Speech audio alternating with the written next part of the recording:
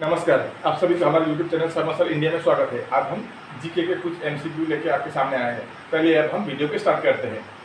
आपका पहला सवाल है, which of the following rivers is not a tributary of the Ganga. Ganga नदी के सहायक नदी। ट्रिब्यूटरी का मतलब क्या होता है? सहायक नदी। जैसे ये गंगा मेन नदी है, इसमें आके कौन कौन नदी मिल जाते हैं? ऐसे साइड से आके कोई छोटा छोटा नदी गंगा में मिल जाते हैं, है कि नहीं? ऐसे बीच बीच से इधर से एक आया, इधर से एक आया, ऐसे छोटा छोटा नदी आके बड़ा नदी गंगा में मिल जाता है। तो ये छोटा छोटा जो नदी होता है उसे सहायक नदी बोलते हैं हिंदी में, और अंग्रेजी में क्या बोलते हैं? ट्रिब्यूटरी। अब इन चारों में से कौन सा गंगा का सहायक नदी नहीं है? इन चारों में से तीन गंगा का सहायक नदी है, बस एक नहीं है। तो हमको पहचानना है कि कौन सा वाला नदी गंगा का सहायक नदी नहीं है। यमुना गंगा का सहायक नदी है। गंगा और यमुना मिल जाते हैं, ठीक है। रामगंगा भी गंगा के साथ मिल जाते हैं, घाघरा भी गंगा के साथ मिल जाते हैं। बस आपका भीमा नदी है, वो गंगा के साथ नहीं मिलती है, वो अलग से बहती है, ठीक है। अब दूसरा सवाल हम देखते हैं, in which state is the Nishagandhi dance festival celebrated. Nishagandhi नृत्य पर्व कौन से राज्य में मनाया जाता है? यहाँ पर ओडिशा, तमिलनाडु, पंजाब और केरला दिया गया है। इन चारों में से कौन से राज्य में निशागंधी नृत्य फेस्टिवल, डांस फेस्टिवल या नृत्य उत्सव मनाया जाता है? कौन से स्टेट में मनाया जाता है? आपका केरला में निशागंधी नृत्य उत्सव मनाया जाता है, ठीक है। अब तीसरा सवाल, Wangala is a famous folk dance of which state. Wangala नाम की एक प्रसिद्ध लोक नृत्य कौन से राज्य से संबंधित है? यहाँ पर आप बोल सकते हैं। वंगाला एक लोक नृत्य है, वो कौन से राज्य से है? राजस्थान, मेघालय, हरियाणा और केरला। आप नाम पढ़ के आपको पता चल जाएगा कौन से राज्य से है, ठीक है। आप कभी कभी अगर नहीं आता है तो तुक्का भी लगा सकते हैं। आप एक दो तो यहाँ से निकल भी सकते हैं। कौन से राज्य से नाम देख के पता चलता है कि राजस्थान से तो नहीं है, ठीक है। आपका हरियाणा से भी हम लोग को कुछ नाम ऐसे होता है कॉमन, जो राजस्थान हरियाणा से मिलते जुलते हैं, लेकिन ऐसा नाम है वंगाला। वो आपका राजस्थान और हरियाणा से कोई संबंधित नहीं है, वो केरला से भी कोई संबंधित नहीं है, वो मेघालय का एक लोक नृत्य है, ठीक है। तो इसका ऑप्शन बी आपका सही जवाब होगा। आपका चौथा सवाल है, where is Sariska tiger reserve located. आपका सरिस्का नाम का एक टाइगर रिजर्व का मतलब बाघ, टाइगर का मतलब बाघ, रिजर्व मतलब ये संरक्षित अंचल है। यहाँ पर बाघ का संरक्षण किया गया है, ठीक है। जैसा सरिस्का नाम का एक बाघ संरक्षित अंचल भारत के कौन से राज्य पर स्थित है? ओडिशा, हरियाणा, गुजरात और राजस्थान। चार नाम दिया गया है, इनमें से कहाँ है ये आपका सरिस्का बाघ का ये रिजर्व कहाँ पर मौजूद है? यहाँ पर बाघ को संरक्षित किया जाता है। वो आपका कहाँ है? आपका डी वाला ऑप्शन, राजस्थान में आपका सरिस्का टाइगर रिजर्व लोकेटेड, ठीक है। अब पांचवा सवाल है, in which state is the Bansagar dam located. आपका बाणसागर नाम का डैम, नदी के ऊपर वो डैम बनाया गया है बिजली उत्पादन के लिए, ठीक है। हाइड्रो प्रोजेक्ट बोलते हैं उसको। इन विच स्टेट इज वो कहाँ पर है? कौन से राज्य पर है वो बाणसागर डैम? आपका मध्य प्रदेश, पंजाब, आसाम और बिहार। कहाँ पर होगा ये बाणसागर? आपका मध्य प्रदेश में। ए वाला ऑप्शन आपका सही जवाब होगा, ठीक है। अब Kangto is the highest peak in of which state. Kangto क्या है? हाईएस्ट पीक का मतलब सबसे ऊंची श्रृंग या सबसे ऊंचे पर्वत। कौन से राज्य का पर्वत सबसे ऊंचा है? वो उसका नाम कांगटो है। लद्दाख, नागालैंड, अरुणाचल प्रदेश और सिक्किम, इन चार में से एक राज्य में ये एक पहाड़ है, सबसे ऊंची पहाड़, उनका नाम क्या है? कांगटो है। तो कौन से राज्य में है वो? आपका अरुणाचल प्रदेश में है वो कांगटो, ठीक है। आपका सातवां सवाल है, which one of the following is unequal. इनमें से चार खेल का नाम दिया हुआ है, चेस, क्रिकेट, फुटबॉल और हॉकी। इनमें से कौन से खेल में असमानता है? असमानता मतलब कुछ यहाँ पर गड़बड़ है। जैसे कि यहाँ पर देखिए, चेस क्रिकेट, फुटबॉल और हॉकी। यहाँ पर देखने में समझ में आता है कि एक खेल अलग है, तो कौन सा खेल होगा? फुटबॉल है, क्रिकेट है, हॉकी है या चेस है? तो कौन सा जवाब होगा आपका? चेस होगा, क्योंकि फुटबॉल में क्या होता है, 11 प्लेयर होता है, एक साइड में 11, एक साइड में 11। हॉकी में भी सेम 11-11, क्रिकेट में भी 11-11, लेकिन चेस में कितना होता है? एक साइड में एक, दूसरी साइड में भी एक। एक बात ये है। और दूसरा बात क्या है, ये फुटबॉल, क्रिकेट या हॉकी हम बाहर फील्ड में खेलते हैं, आउटडोर गेम है, और ये चेस आप घर के अंदर खेल सकते हैं, तो ये इंडोर गेम है। इसलिए आपका क्या है, असमानता इन 4 खेलों में से कौन सा खेल असमानता है? आपका चेस। ये वाला ऑप्शन सही जवाब होगा, ठीक है। In which state is the shore temple located? यहाँ पर 4 स्टेट राज्य का नाम दिया हुआ है, इनमें से कौन से राज्य में शोर टेम्पल मौजूद है? शोर का मतलब क्या होता है? सी शोर बोलते हैं ना, समुद्र के किनारे से, समुद्र के किनारे पर मंदिर है, वो कौन से राज्य पर स्थित है? शोर टेम्पल बोलते हैं उसको, ठीक है। वो महाबलीपुरम में है। तो कहाँ पर है वो? महाराष्ट्र में है, वेस्ट बंगाल, ओडिशा और तमिलनाडु। आपका सही जवाब होगा सी वाला ऑप्शन, तमिलनाडु में शोर टेम्पल है, ठीक है। आपका 9वां सवाल है, between which stations does India's longest distance train run? कौन कौन से स्टेशन के बीच भारत के सबसे लंबे डिस्टेंस के ट्रेन चलते हैं? दिल्ली रामेश्वरम, डिब्रूगढ़ कन्याकुमारी, मुंबई अगरतला, जम्मू चेन्नई। कौन से स्टेशन? आप देखिए, जम्मू से रामेश्वरम, दिल्ली से रामेश्वरम का सफ़र ज़्यादा लंबा है या दूरी लंबा है, या डिब्रूगढ़ से कन्याकुमारी, मुंबई से अगरतला? आपका ये डिब्रूगढ़, दिल्ली आपका हर कोई जानते हैं, देश का राजधानी दिल्ली है। रामेश्वरम कहाँ पर है? तमिलनाडु में है, ठीक है। डिब्रूगढ़ आसाम में है, कन्याकुमारी तमिलनाडु में है। पहले केरला में हुआ करता था, बाद में वो तमिलनाडु में आ गया। उसके बाद मुंबई सब जानते हैं, अगरतला त्रिपुरा में है। और जम्मू कश्मीर का ये जम्मू, आजकल तो जम्मू कश्मीर अलग हो गया, लद्दाख अलग हो गया। जम्मू से आप चेन्नई तमिलनाडु तक कौन सी वाला रास्ता या स्टेशन सबसे दूर पर है? आपका बी वाला, डिब्रूगढ़ से कन्याकुमारी। अगर इस ट्रेन में आप जाएंगे तो आप थक जाएंगे, 3 दिन 3 रात लगा देता है कन्याकुमारी तक पहुंचने के लिए डिब्रूगढ़ से, ठीक है। मैं भी एक बार सफ़र किया था, हैरान हो गया। तो क्या है, भारत के सबसे लंबे स्टेशन की दूरी कौन से स्टेशन के बीच में है? डिब्रूगढ़ और कन्याकुमारी, ठीक है। यहाँ पर ट्रेन चलते हैं। ट्रेन तो हर स्टार्टिंग से एंड तक बहुत चलते हैं, लेकिन स्टेशन नहीं है या ट्रेन नहीं चलते।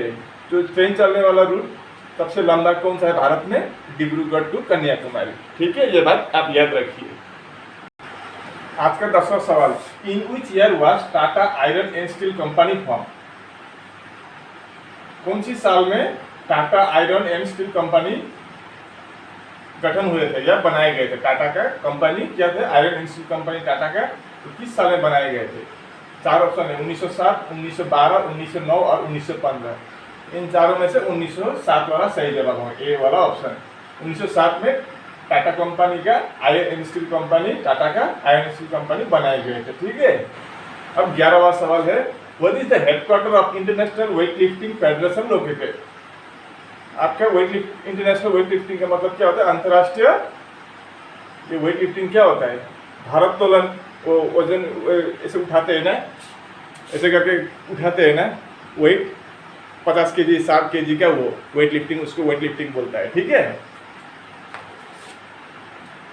वो कहाँ पर मौजूद है? न्यूयॉर्क में। न्यूयॉर्क कहाँ है? अमेरिका। टोक्यो जापान में, पेरिस फ्रांस में, और बुडापेस्ट। ये बुडापेस्ट आप कोई ने नया नाम सुना होगा, बुडापेस्ट। ये यूरोप के एक देश, यूरोप में एक देश है हंगरी का राजधानी है, कैपिटल है बुडापेस्ट। अब इन चारों में से कौन सी जगह पर आपका इंटरनेशनल वेट लिफ्टिंग फेडरेशन का हेडक्वार्टर है?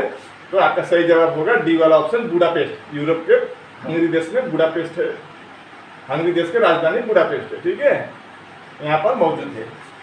अब ये वाला 12 नंबर वाला, Beti Bachao Beti Padhao was formed in?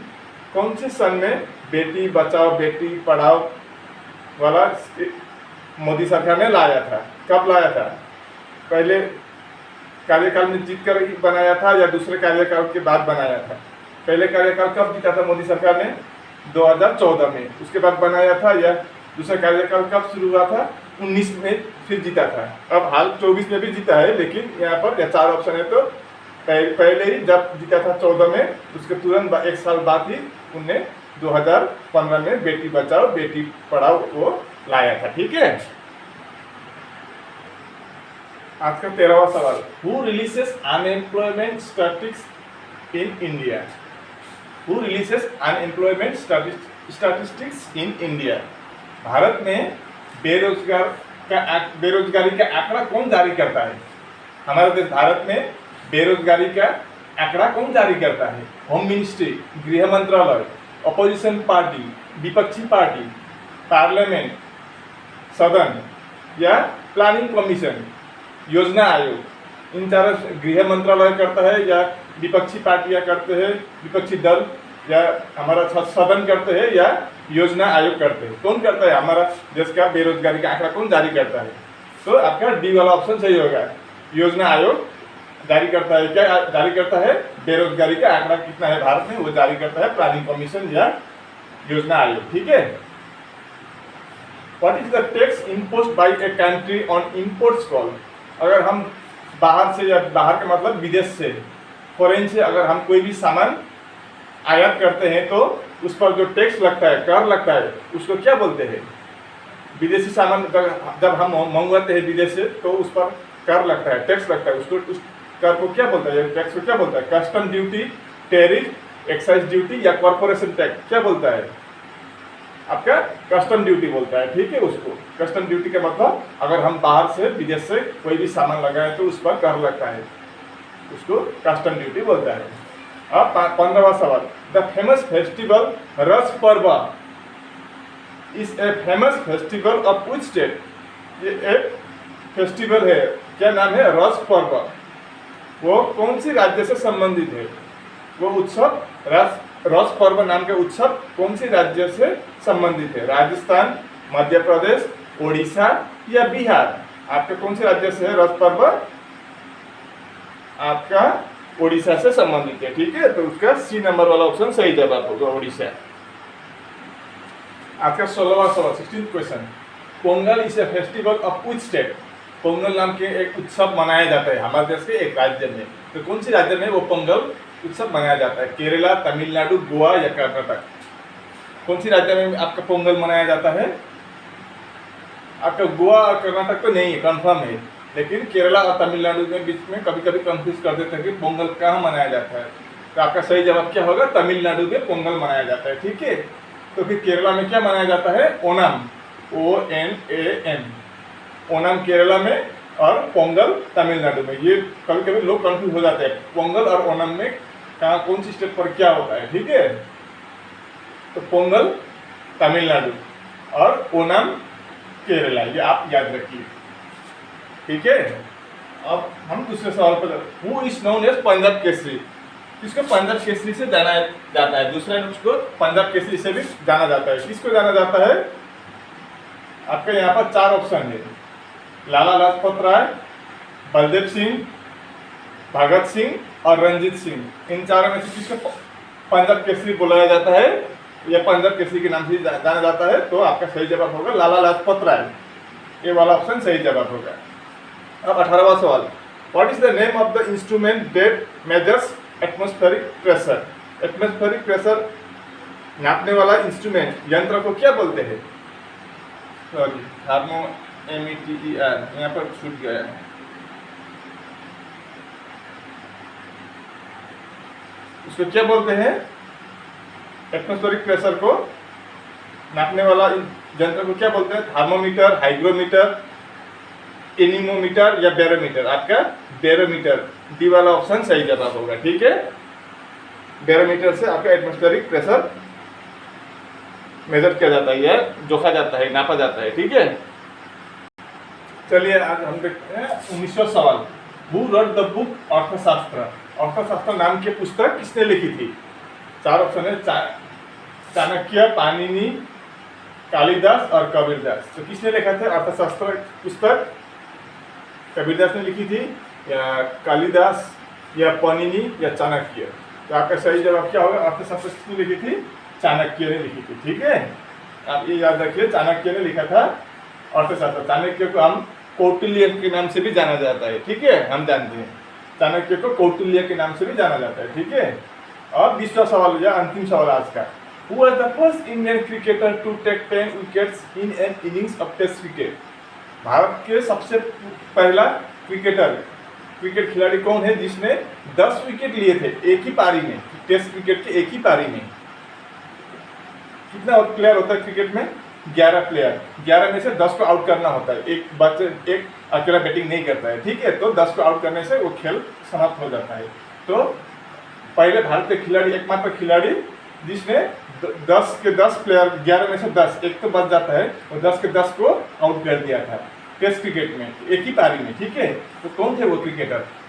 4 option है, जवाहरलाल श्रीनाथ, कपिल देव, अनिल कुंबले, अजीत अगारकर या वेंकट, में दूसरा ई नंबर भी बता देता हूँ ऐसे, वेंकटेश प्रसाद।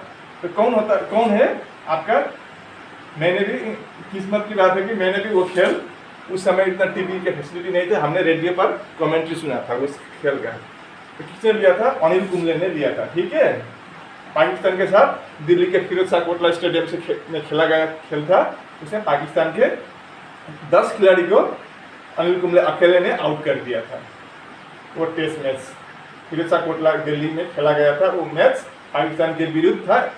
अनिल कुंबले ने 10 विकेट ले लिए थे एक ही पारी में। ठीक है, तो इसी के साथ हमारा आज का सेशन यही समाप्त होता है। अब आप बताइए हमारे ये वीडियो आपको कैसे लगे? अगर अच्छी लगे तो लाइक, शेयर और सब्सक्राइब जरूर करना। मैं ऐसे मुद्दे लेकर आपके सामने फिर हाजिर होंगे। तब तक के लिए मुझे विदा दीजिए। आपका दिन शुभ हो। नमस्कार।